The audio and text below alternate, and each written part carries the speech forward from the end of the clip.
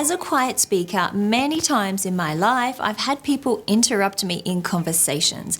It's made me feel very frustrated. It's made me feel like that person didn't care what I had to say. It's made me feel very rejected in conversations. And this could have continued throughout my whole life if I had have let it. But I'm of the mindset that if you don't like something, change it. So that's exactly what I did. In this video, I'm going to share with you 5 strategies that I have used to help stop people interrupting me in conversations. These have worked for me, and I'm pretty sure they can work for you too. So let's jump into them. If you want more help on confident communication, then you definitely want to subscribe to my channel. Every week I release videos on leadership and communication skills in the workplace.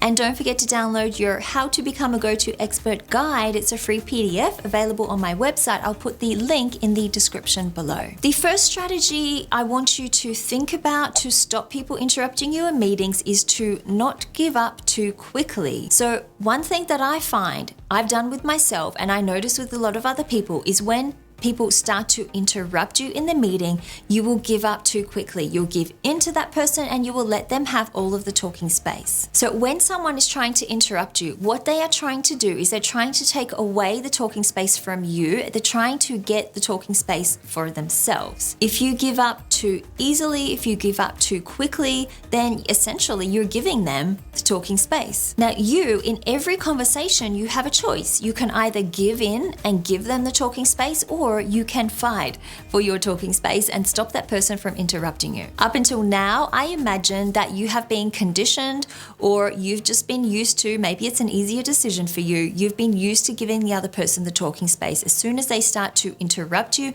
you detect it and you give up in the conversation and you let the other person take over. This is the first mistake that you're making in the conversation, and that's probably why many people are interrupting you, because they have learned that they don't have to try very hard. All they have to do is to start talking a little bit and you will just give them the rest of the talking space. Instead, I want you to be assertive. Instead, I want you to fight for your talking space. I want you to stop that person from interrupting you. This can be daunting. It takes a lot of courage. It means that you have to shift from being a passive communicator to an assertive communicator. And from personal experience, because I grew up being a passive communicator, I know how difficult this can be. But if you want to be heard, if you want your ideas to be recognized, if you want your boss to know what you have to say in the meeting so you can become more visible, then you need to fight for your talking space. And over time, when you do this, when you stop giving in too easily or too quickly in conversations, people will learn that you are difficult to interrupt. They will learn that it's not easy to interrupt you and to steal away your talking space. So how can you not give up too quickly? Well, one strategy that is very effective for me is to raise your hand in the conversation while you keep talking. So raising your hand in the conversation when the other person starts to interrupt you, they try to talk over you. Simply raising your hand like this in the stop sign indicates to that person and to everyone else in the room that you are not finished, that you want to keep talking, that you have something else that you want to say. It's a very effective body language gesture that you can use to stop interrupters. The main reason being is from a very young age, we have been conditioned to see this sign as stop. And when other people in the room, in the meeting, see you using this sign, that is exactly what they will do. They will stop. They will stop interrupting you and they will hopefully listen to you. But you need to use this sign in conjunction with continuing to talk. So you need to use the stop sign, but you also need to keep talking in the meeting.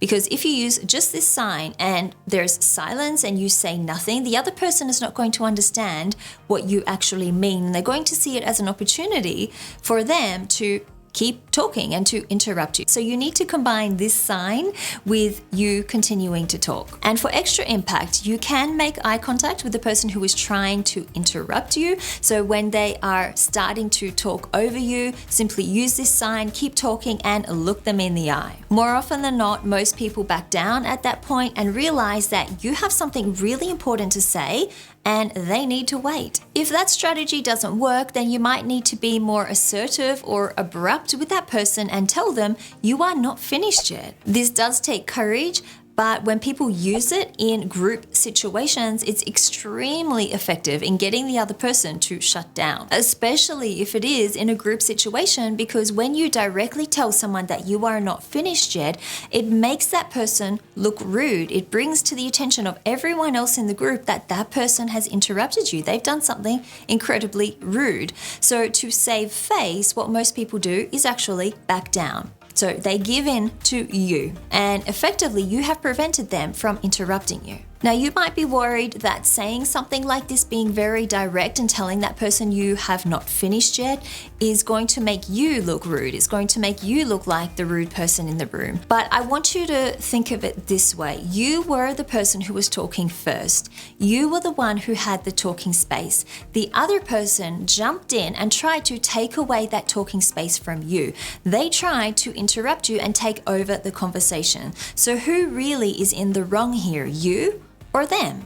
In my mind, it's the other person, it's the interrupter. They were the ones who were in the wrong, trying to take away the talking space from you. They did not respect the fact that you were talking. They did not respect the fact of what you were saying or what idea you were sharing. They did not care to give you the space or the respect in listening to you. So you were the one who was in the right. The interrupter was the one who was in the wrong. I get that being assertive like this can be daunting. It is probably not within your normal communication style. If you're someone like me who is coming from a more passive style of communication and then you need to be assertive in certain conversations, it can feel very awkward. You can have many fears that stop you from being assertive when you need to. You might be worried about what other people will think. You might be worried about confrontation. These fears are completely normal, but I don't want them to stop you from being assertive when you need to. I don't want them to stop you from having your ideas or your voice heard at work. So if learning how to be assertive, overcoming those fears that stop you from being assertive is something that you want to work on, then definitely check out my Assertive Communication Skills Masterclass. It's a 3-hour online video course. The link is in the description below if you want to check it out. If the interrupter does that all the time, if they interrupt you all of the time and you're getting tired of it, then the next strategy you can use is talking to that person. Have a private conversation with that person and explain to them what they are doing, how it is making you feel. Yes, this takes courage. It does take a certain level of assertiveness to be able to have this type of conversation, but it can be extremely effective in stopping the interrupter. And if this person has been interrupting you all of the time, if they do it quite often during meetings, then it's something that you absolutely need to address. Because the thing is, if that person has been interrupting you on a continual basis for some time,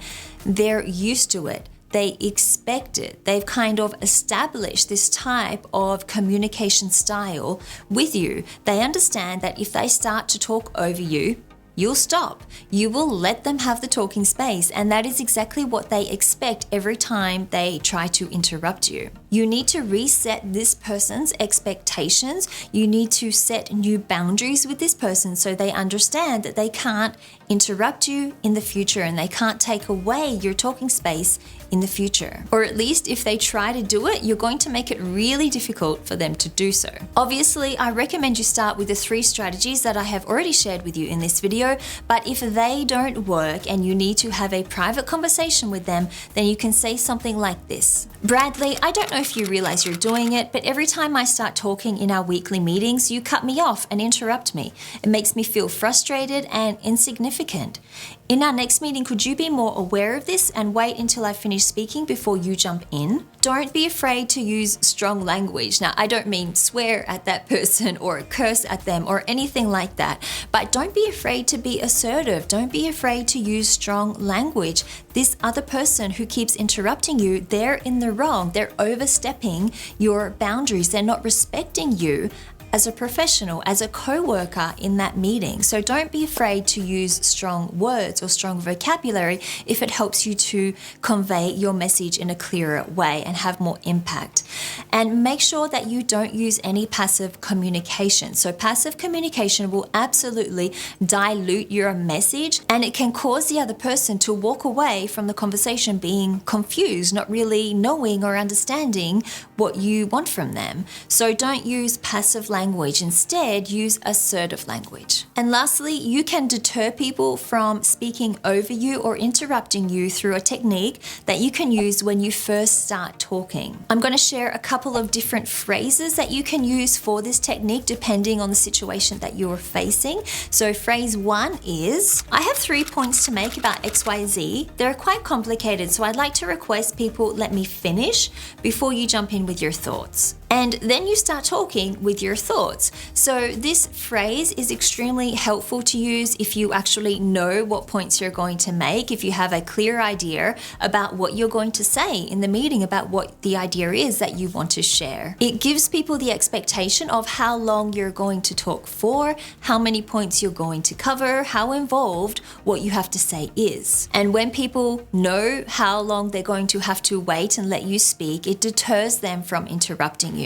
In this phrase, you also directly ask people to not interrupt you. So if anyone is going to interrupt you, then they're going to go against what you've requested them to do in the first place. These two benefits in this phrase, in this strategy that you can use when you start speaking, is very effective in stopping people or deterring people from interrupting you. Now, the second phrase I want to share is this. I do have something to say about XYZ.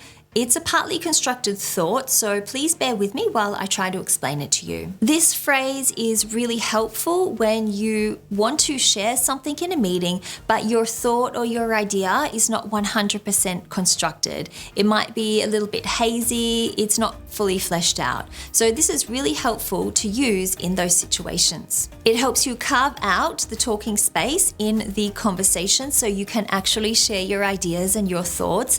And because you've carved out this space in the conversation, you're less stressed. You're not worried about having to quickly communicate or tell people what your thoughts are because you're worried about people jumping in and taking the conversation away from you.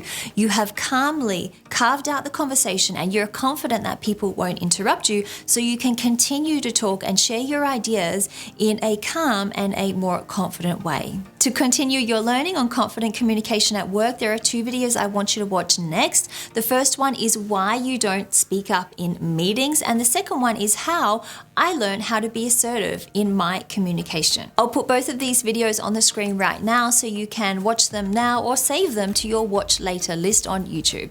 Thank you so much for watching, and I'll see you in the next video.